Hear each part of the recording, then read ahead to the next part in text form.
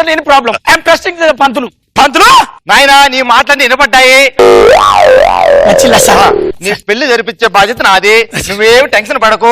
ఒక కొత్తగా పెళ్ళైన జంట ఏకాంతంగా కూర్చొని జాలి, దయ, కరుణ, ప్రోత్సాహం గురించి డిస్కస్ చేస్తుంటే నువ్వు డిస్టర్బ్ చేసావు నాయనా.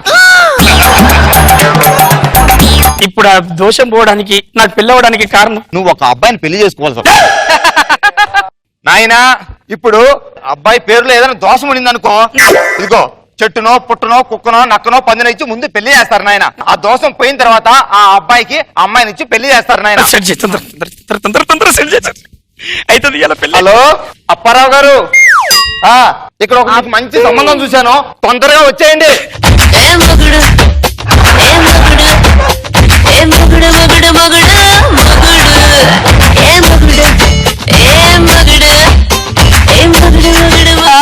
బ్యూటీ.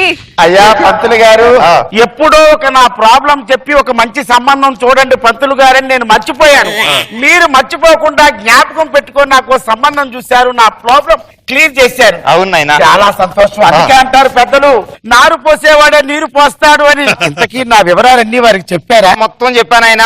సరే గాని ఇంతకీ నా పేరు వారు అడగలేదు. అబ్బాయి పేరు అడగరా? ఏం పేరు? Option Apparao. Option Apparao. Time అయింది, మొత్తం టైం అయింది, అటుపైకి వెళ్ళండి. తప్పదంటావా పంతులు? తప్పదండి, మీకు అమ్మాయితో పెళ్లి అవ్వాలంటే ఈ పెళ్లి జరిగే తీరాలి. అప్పారావు గారు వారికి ఇవ్వాలి, వారే నాకు కట్టాలి. ఇదిగోండి. ఒక్కోసారి అదృష్టం కూడా దరిద్రంలో పడుతుంది, అది నాకు పట్టింది. భజంత్రేలు భజంత్రేలు.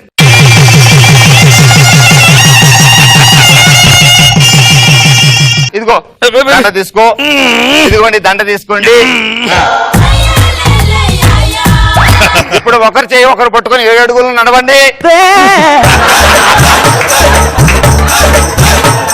7 అడుగులు నడవండి ఆయన, ఇది పద్ధతి, ఆచారం. అయిపోయింది అయిపోయింది ఆయన. నాకు పెళ్లి అయిపోయిందా? అయిపోయింది.